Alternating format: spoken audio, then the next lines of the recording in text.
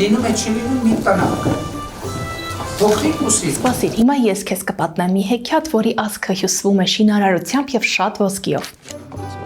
Ժամանակին Մարտունյաց երկրամասում մի մարդ է ապրել, որը եղել է թագավորի խորհրդականներից մեկը։ Նա որ ծնվել եւ ուսում է առել հայրենի եզերքում, ջահել էր եւ ավինով լեցում։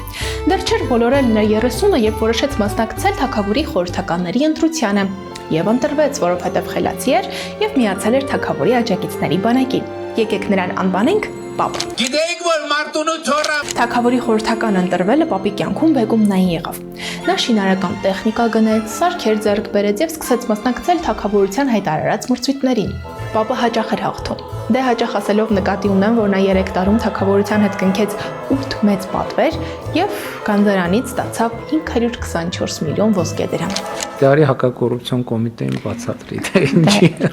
Այդ 3 տարվա ընթացքում Պապն իր տեխնիկայով գյուղերի ճանապարհներն էր նորոգում, խաղահրապարակներ էր կառուցում, տեղադրում էր ռոռոկման համակարգեր։ Հա, քիչ էր մնում մոռանայի, շինում էր կանգառներ։ Սակայն այս աշխատանքներից հետո Պապը որոշեց վաճառել իր տեխնիկան, դեով իմանա երևի արդեն էլ օգտաբեր չէին։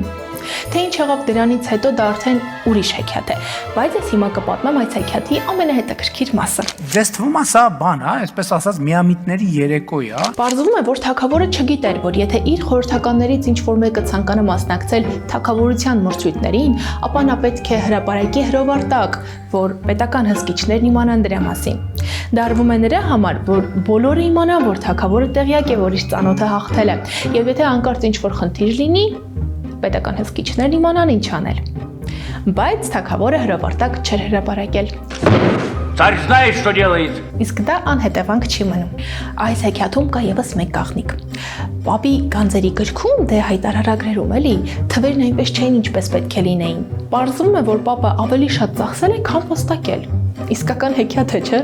Խելագարվելու բան։ Թե այս ամենը ինչով կավարտվի, ժամանակը ցույց կտա, բայց անգամ հեքիաթներում ամենազոր օրենքից չես փախչի։ Իսկ այս հեքիաթի իրական տարբերակին ծանոթանալու համար մտեք Infocom-ի հրաշքների աշխարհ եւ անցեք բիոյում տեղադրված հղմամբ։ Իսկ մինչև արևը մայր է մտնում Մարտունյաց երկրամասում, Գեղամա լեռներում սուլում է քամին ու շշնջում։ Հեքիաթները չեն վերջանում, բարեկամս։ Դրանք թաքնվում են նոր դեմքերի եւ նոր տողերի ետևում։ Ձեզ հետ հեքիաթասաց Սուսինան էր։ Լսարանին զգուշացնում ու եւ տեղեկացնում եմ, որ դա հեքիաթ է եւ ոչ ուրիշ բան։